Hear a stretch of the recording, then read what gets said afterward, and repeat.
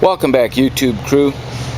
We're going to go ahead and start the frame modifications. You can see the cab's gone. I finally got to get around to cleaning all that dirt up here in the front. And the cab is over there.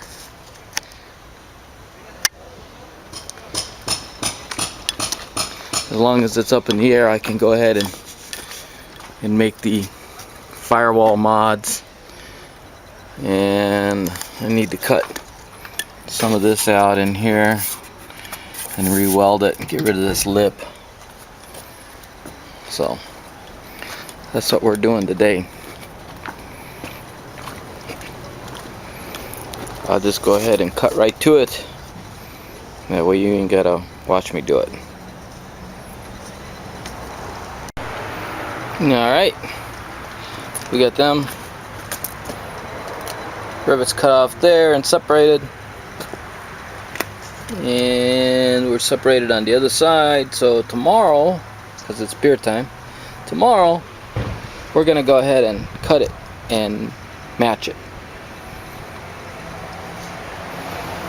And the springs are gonna get polyurethane bushings, and I'm only gonna run